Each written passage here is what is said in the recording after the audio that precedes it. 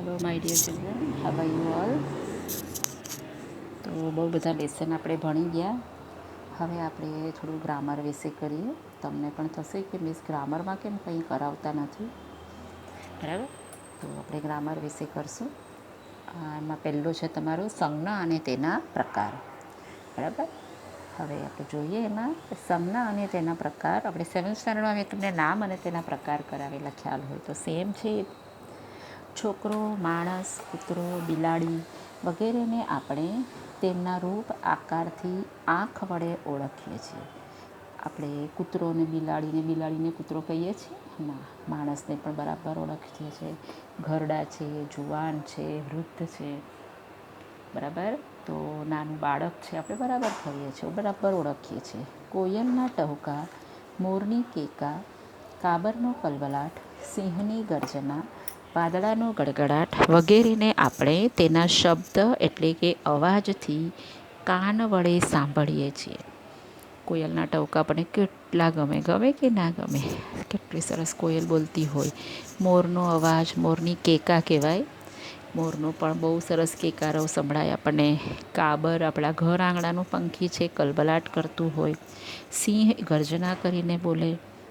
વાદળાનો ગડગડાટ, અત્યારે માહોલ એવો છે ચોમાસું જેવો, વગેરેને આપણે તેના શબ્દ એટલે કે અવાજથી આપણે કહીએ છીએ કે ના, આ તો કાબરનો જ અવાજ છે, આ તો ચકલીનો અવાજ છે, આ તો કબૂતરનો અવાજ છે. એવી રીતે આપણા કાન વડે સાંભળીએ છીએ. ખાટી, મીઠી, ગંદી વગેરે ગંધ અને સુગંધનું જ્ઞાન આપણને આપણા નાક વડે થાય છે અથવા તો સૂંઘીએ છીએ. જેમ કે ખટ્ટી સ્મેલ આવે, બરાબર? આંબલીની આપણે ખાતા હોઈએ, પણ આપણને ખાટી સુગંધ બી એને આવતી હોય. મીઠી એકદમ મસ્ત જલેબી તળાતી હોય તો આપણને થાય કે આહ, શું જલેબીની સુગંધ આવે છે, ફાઇન, આપણને ખાવાનું મન થાય. ગંદી, કચરાપેટી હોય બાજુમાં કે ત્યાંથી પાસ થઈએ તો આમ ગંદી સ્મેલ આવે. મસ્ત આપણે ચાઇનીઝ ગલીમાં જઈએ અને ચાઇનીઝની સ્મેલ આવે, આપણને ખાવાનું મન થઈ જાય. હા, ચાલને ચાઇનીઝ ખાઈ લઈએ, બરાબર? તો આવી ગંધ અને સુગંધનું જ્ઞાન આપણને આપણા નાક વડે આપણે સૂંઘીએ છીએ, બરાબર? લીંબુની ખટાશ, બહુ ખાટું લીંબુ, આપણું આંખ બંધ થઈ જાય.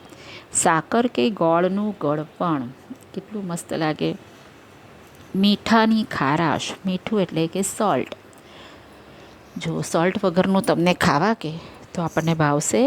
ના ભાવે આપણને, બરાબર?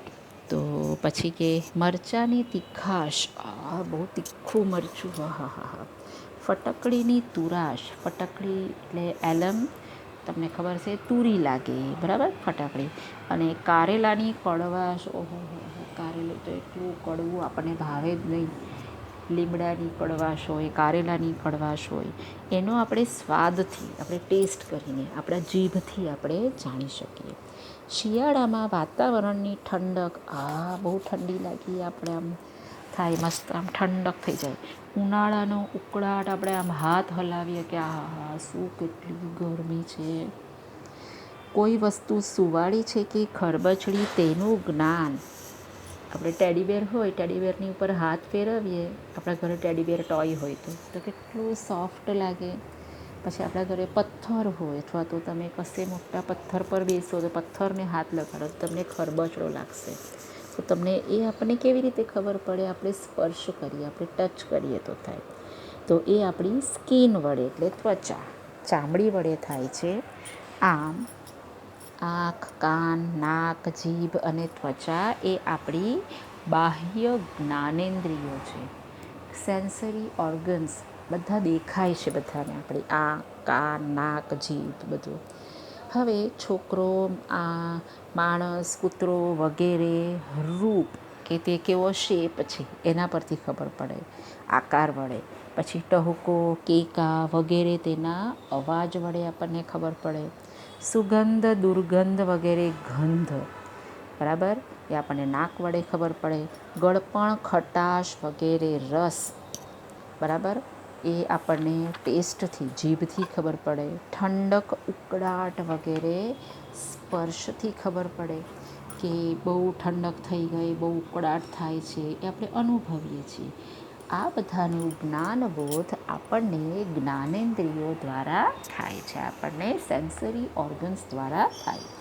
હવે અમુક બોધ સંજ્ઞા આપણને આપણા મન દ્વારા થાય. ઘણી વખત કોઈ વખત આપણા મનથી આપણે અનુભવીએ છીએ. આ કાન નાક જીભ એ તો છે જ, એ સિવાય આપણે મનથી અનુભવીએ. ધારો કે તમને મનમાં ને મનમાં તમને દુઃખ થાય કે હા સ્કૂલે નથી જવાતું ને કેટલું ને એમ ઘણી વખત મનમાં ને મનમાં લડ્ડુ ફૂટે, વાવ કેટલું મસ્ત વેકેશન છે. થાય કે ના થાય? બી ઓનેસ્ટ, સાચું બોલજો. તો બાળકોને જોઈને તેમના મા બાપને હરખ થાય છે. માતા પિતાને પોતાના બાળકોને સરસ રીતે મોટા થતા જોતાં, સરસ માર્ક્સ લાવતા જોતાં, ઓબિડિયન્ટ બનતા થતાં જોતાં માતા પિતાને બહુ હરખ થાય. એ તમે ના અનુભવો, પણ એ માતા પિતાને એક અંદરથી એવી ફિલિંગ થાય કે પ્રાઉડ ફીલ થાય કે વાવ મારું બચ્ચું જો કેવું છે. ભલે ને ઓછા માર્ક લાવતું હોય, માર્ક સાથે કંઈ લેવા દેવા નથી, પણ એમનું બાળક ધીમે ધીમે મોટું થાય છે, સંસ્કારી બનતું જાય છે. જો માર્ક એ બહુ અલગ વસ્તુ છે. તમે ઓછા લાવો વધારે લાવો એનાથી કોઈ જ મતલબ નથી, પણ માતા પિતાને પોતાનું બાળક સરસ રીતે મોટું થતું જોઈ એટલે હરખ થાય. વિદ્યાર્થીઓ બરાબર ન ભણે તો શિક્ષકને નારાજગી થાય. તમારા માર્ક્સ અમે તમને બહુ સારી રીતે ભણાવીએ અને તમે ના ભણો, તમારા માર્ક્સ ઓછા આવે તો અમને બહુ દુઃખ થાય, કારણ કે અમે તમારા સેકન્ડ પેરેન્ટ્સ છીએ, બરાબર? જે તમારી કેર કરતા હોઈએ. નો ડાઉટ અમને પે કરવામાં આવે છે, દેન ઓલ્સો બટ વી હેવ એક કેટલું છે આપણું એક અંદરથી એક બોન્ડિંગ હોય શિક્ષક અને બચ્ચાઓનું, બરાબર? સ્ટુડન્ટ્સનું એક બોન્ડિંગ હોય અને એ બોન્ડિંગ તમને ના ખબર પડશે, કદાચ ખબર બી પડતી હોય તમે લોકો બી બહુ મિસ કરતા હોય ટીચર્સને. ઓકે, તો વિદ્યાર્થીઓ જ્યારે બરાબર ના ભણે ને તો મારા જેવા ટીચરને તો બહુ ફીલ થાય કે અરે મારા બચ્ચાઓ કેમ ભણતા નહીં હશે, કે શું કમી હશે મારી અંદર, I have to improve myself. એમ તમને બી કદાચ એવું થતું હોય કે ના અમારે બી બહુ સારું ભણવું જોઈએ, બહુ સારા રિઝલ્ટ લાવવા જોઈએ, કે અમારા ટીચર અમને પાછળ કેટલી બધી મહેનત કરે છે તો અમારે સરસ રીતે કરવું જોઈએ, અને તમે ના ભણો તો શિક્ષકને નારાજગી થાય. સાધુ સંતોના મુખ પર હંમેશા પ્રસન્નતા હોય છે. જે સાધુ લોકો એ હંમેશા બધાને બ્લેસિંગ્સ આપતા રહે, ખૂબ ખુશ રહે. એ હરખ, એ નારાજગી, એ પ્રસન્નતા વગેરેનો બોધ સંજ્ઞા આપણને આપણા મન દ્વારા થાય, બરાબર? એક આપણે અંદરથી ફીલ કરીએ આપણું મનથી, બરાબર?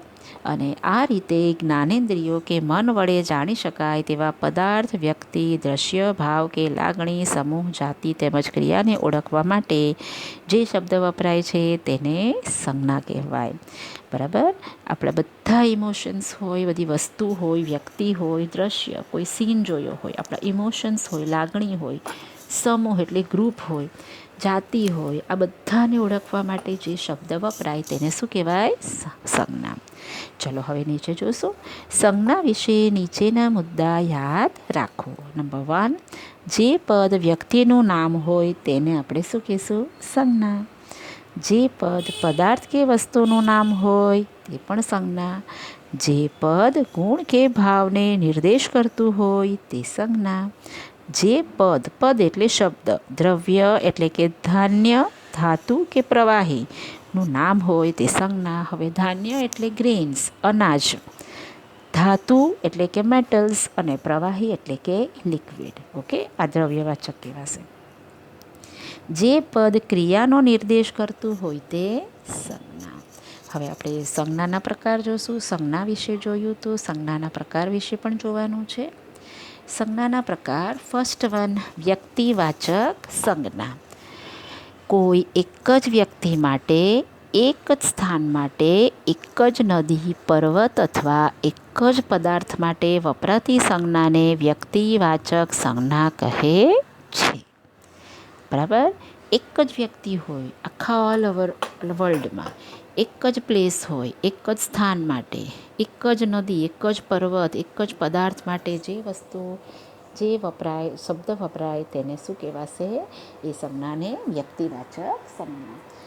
ફોર એક્ઝામ્પલ, દાખલા તરીકે દિલ્હીમાં ગાંધીજી ઉપવાસ કરી રહ્યા હતા. દિલ્હી તો એક જ છે એટલે દિલ્હી આવશે. ગાંધીજી પણ એક જ છે એટલા માટે ગાંધીજી આવશે.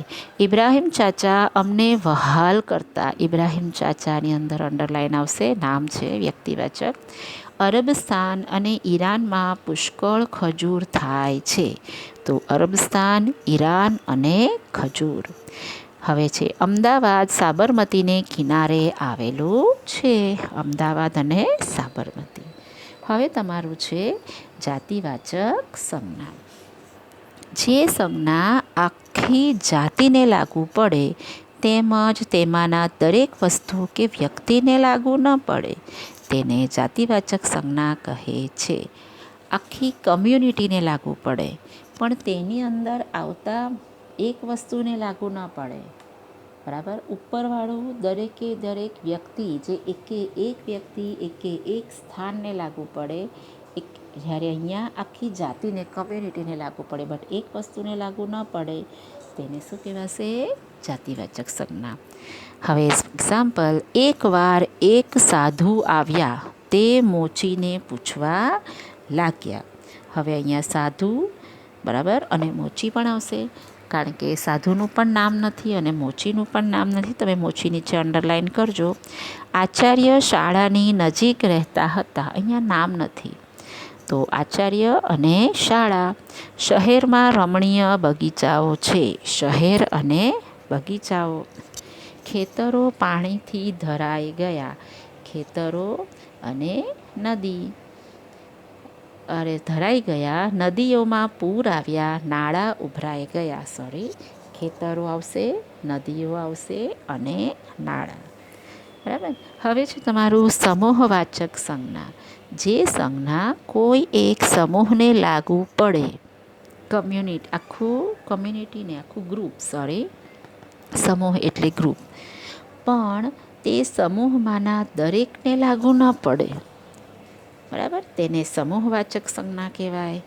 હવે ધારો કે તમારો ચાવીનો ગુચ્છો હોય, એ ગ્રુપ છે, બરાબર, આખું ચાવીનો, એને એક ચાવી આપણે ચાવી કહેવાશે પણ એ ચાવીનો જે બંચ છે એને ગુચ્છો કહેવાશે.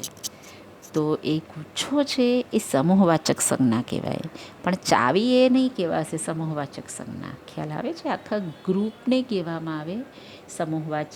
એમાં એક ઇન્ડિવિજ્યુઅલને કહેવામાં આવશે નહીં, એક એક વસ્તુને નહીં. ઓકે. એક્ઝામ્પલ, ભિક્ષુઓનો સંઘ નદી કિનારે રોકાયો. તો સંઘ. રાણા પ્રતાપ ડુંગરાઓમાં સૈન્ય એકઠું કરતો.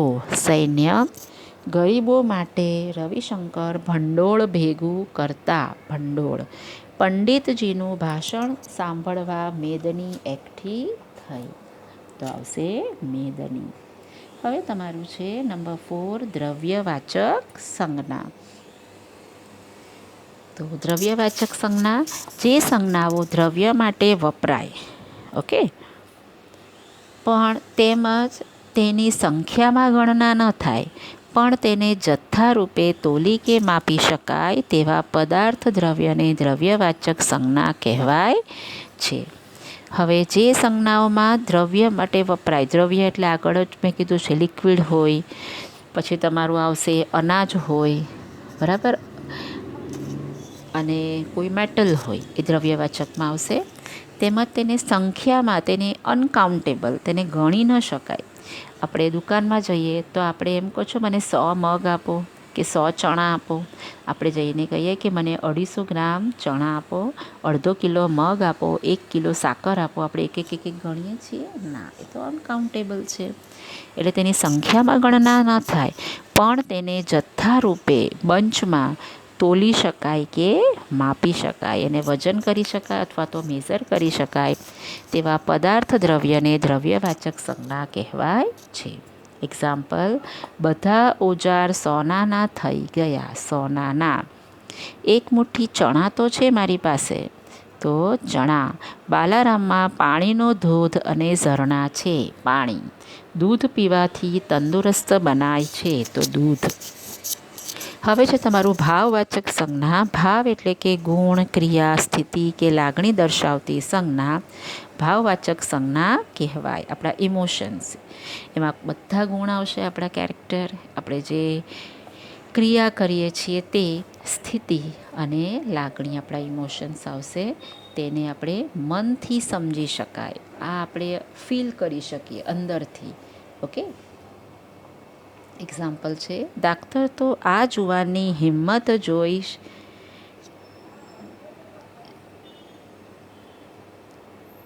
શકાય છે. એમ નથી, આ નહીં આવે. ડાક્ટર તો આ જુવાનની હિંમત જોઈ છક થઈ ગયા, એમ આવશે. બરાબર, આ જુવાનની હિંમત જોઈ છક થઈ ગયા. પછી એમાં હિંમત આવશે. હું મારો પ્રેમ એમના પર વરસાવતો તો પ્રેમ. હવે થોડી વાર શાંતિ ફેલાઈ ગઈ, શાંતિ. એ વિચાર કરવા લાગ્યા, વિચાર. હવે આપણે સ્વાધ્યાય જોશું. સ્વાધ્યાય મેં તમારી વર્કબુકમાંથી જ લીધા છે, એસે 1 અને એસે 2નું બંને કરીને. નીચેની સંજ્ઞાઓના પ્રકાર લખો. લોકોમાં લીલા લહેર છે તો લોકો સમૂહવાચક. નદીઓના જલ નીતર્યા, જલ દ્રવ્યવાચક. જુવાર લોથે લૂમે ઝૂમે દ્રવ્યવાચક. થાય મલક આ બાદરે, મલક. ગાડું જાતિવાચક, ચોમાસું જાતિવાચક. બળદ દ્રવ્યવાચક. લાગ ભાવવાચક. ઝાડ જાતિવાચક. બગીચો સમૂહવાચક. ભારત વ્યક્તિવાચક. સમાજ સમૂહવાચક સંજ્ઞા. ફરજ ભાવવાચક સંજ્ઞા. રમત જાતિવાચક સંજ્ઞા. પાદર જાતિવાચક સંજ્ઞા. પીપળો જાતિવાચક સંજ્ઞા. પાણી દ્રવ્યવાચક સંજ્ઞા. પછી ઢોર જાતિવાચક સંજ્ઞા. શિંગડા વ્યક્તિવાચક સંજ્ઞા. ઠંડી ભાવવાચક સંજ્ઞા. બાદશાહ જાતિવાચક સંજ્ઞા. નોકર જાતિવાચક સંજ્ઞા. લશ્કર સમૂહવાચક સંજ્ઞા. મોઢું વ્યક્તિવાચક સંજ્ઞા. શુકન ભાવવાચક સંજ્ઞા. અને ઈચ્છા ભાવવાચક સંજ્ઞા. બરાબર, તો આપણું આ હમણાં પૂરું થયું અત્યારે સંજ્ઞા અને તેના પ્રકાર. બહુ જલ્દી હું તમારો બીજો વિડીયો બનાવીશ. મારે તમને નામપદ અને ક્રિયાપદ કરાવવાના છે અને વિરામ ચિહ્નો પણ કરાવવાના છે. તો હવે થોડા વિડીયો હું તમારા ગ્રામરના બનાવીશ. તમારે તમારા લેસનની સાથે જ કન્ટિન્યુ કરવાનું ગ્રામર પાર્ટ પણ, અને કોમ્પોને તમારું જે સ્ટોરીને બધું આવશે, પત્રને એ બધું તમારે કન્ટિન્યુ કરવાનું છે. કારણ કે આપણે ક્વેશ્ચન આન્સર્સ લખતા નથી ને ટેક્સ્ટબુકના, એટલે. બરાબર, તમારે વચ્ચે પાર્ટ પણ નથી પાડવાનો, બીજી બુક પણ નથી બનાવવાની. તમારે કન્ટિન્યુ જ કરજો તમારી નોટબુકમાં. ઓકે, તો આ બધું જ લખવાનું છે તમારે. હું તમને નોટ્સ મોકલી દઈશ. ઓકે, અને બરાબર વિડીયો સાંભળો, લખો અને સમજો. Okay, take care, by.